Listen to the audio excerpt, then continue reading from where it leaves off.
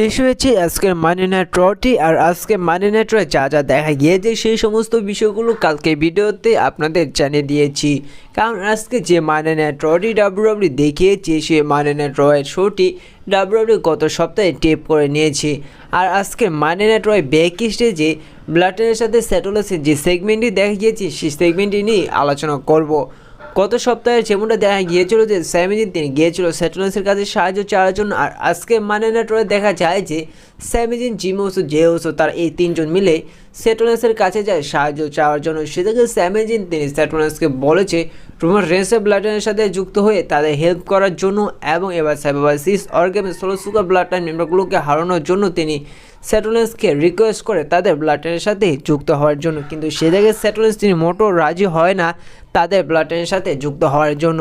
সেদিকে স্যাটোলাস তিনি বলে যে আমি যদি এখন রোমান রেন্সের ব্লাডলাইনের সাথে এবং তোমাদের সাথে যুক্ত হই, বর্তমানে যে রোমান রেন্স রয়েছে তিনি আরও ভয়ঙ্কর হয়ে উঠবে।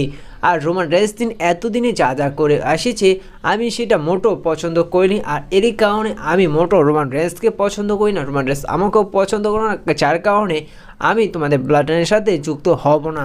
আর এই জায়গায় তাদের সেগমেন্ট শেষ হয়ে যায়।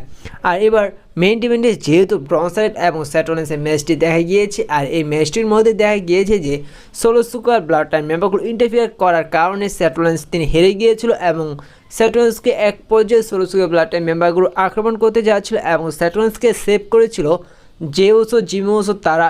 আর যার কারণে হয়তো ব্রনসারের যেভাবে আক্রমণ করেছে স্যাটোলাসকে এই সমস্ত কিছু বদলা নেওয়ার জন্য হয়তো স্যাটোলাস তিনি যুক্ত হতে পারেন রোমান রেন্সের ব্লাডলাইনের সাথে। বিশেষ করে স্যাটোলাস তিনি বদলা নিতে চাইবে সোলোসুকা ব্লাডলাইন মেম্বারগুলোর কাছ থেকে এবং ব্রনসারেটের কাছ থেকে। আর এই সমস্ত কিছু যদি মিলিয়ে বলা যায় যে যেভাবে সোলোসুকা ব্লাডলাইন মেম্বারগুলো ইন্টারফিয়ার করলো স্যাটোলাসকে, যার কারণে এবার স্যাটোলাস তিনি খুব শীঘ্রই যুক্ত হতে পারেন রোমান রেন্সের ব্লাডলাইনের সাথে। তো এই বিষয়ে আপনাদের কী মনে হয় তা অবশ্যই কমেন্ট করে জানিয়ে দিবেন।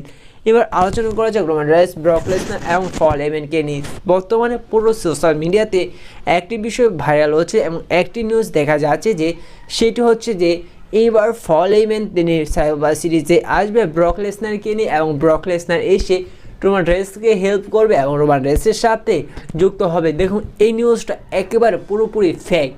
কখনোই ব্রক লেসনার রোমান রেন্সকে একসাথে দেখা যাবে না। আর এইবার সাইবার সিরিজে ব্রক লেসনারকেও দেখা যাবেন আর ব্রক লেসনার পল হেইম্যানকে আর হয়তো এক না দেখা যেতে পারে। কারণ যেভাবে পল হেইম্যান ব্রক লেসনারকে ধোকা দিয়েছে মনে হয় না ব্রক লেসনার আর পল হেইম্যানের সাথে দেখা যাবে। আর এই বিষয়টা ডাব্লিউডাব্লিউ হয়তো আর নাও দেখা যেতে পারে। আর আরও একটি কারণ যে কারণে ব্রক লেসনারকে বা সাইবার সিরিজ পেয়ার ভিউতে দেখা যাবে না সেটি হচ্ছে ব্রক লেসনার তিনি বর্তমানে যে সমস্ত কেসে ফেসে গিয়েছে, যার কারণে সেই সমস্ত কেস সেরে এখন ধরে হয়তো ব্রক লেসনার ওঠেনি, যার কারণে এবার সাইবার সিরিজে ব্রক লেসনারকে দেখা যাবে তার কোনো সম্ভাবনা নেই। হ্যাঁ, পল হেইম্যান যদি এবার রোমান রেন্সকে ধোকা না দিয়ে থাকে, যদি ডাব্লিউডাব্লিউ পল হেইম্যানকে এখন পর্যন্ত যদি রোমান রেন্সের সাথে রেখে থাকে আর যদি পল হেইম্যান কোনো রেসলারকে যদি নিয়ে আসতে চায় সেটি হতে পারে সিএম পাঙ্ক। দেখুন একটি রেসলার বোর্ড থেকে জানা গিয়েছে যে এবার সাইবার সিরিজ পেপার ভিউতে সিএম পাঙ্ককে দেখা যাবে। আর আপনারা যেমন জানেন যে বর্তমানে সিএম পাঙ্ক এবং পল হেইম্যানের সম্পর্কটি ভালো রয়েছে। আর সিএম পাঙ্ক তিনি রোমান রেন্সকে অ্যাকনলেজ করেছে।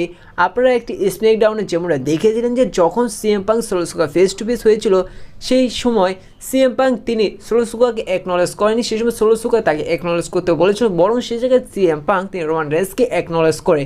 আর এই সমস্ত কিছু মিলে যদি বলা যায় যে সিএম পাঙ্কের সাথে যেহেতু রোমান রেন্সের সম্পর্ক এক হিসাবে ভালো, পল হেইম্যানের সাথেও ভালো, আর এবং রেসেল বোর্ড থেকেও জানা গিয়েছে সিএম পাঙ্ক এবার সাইবার সিরিজে আসতে পারে। তিনি এই বিষয়টা কনফার্ম করে বলেছে।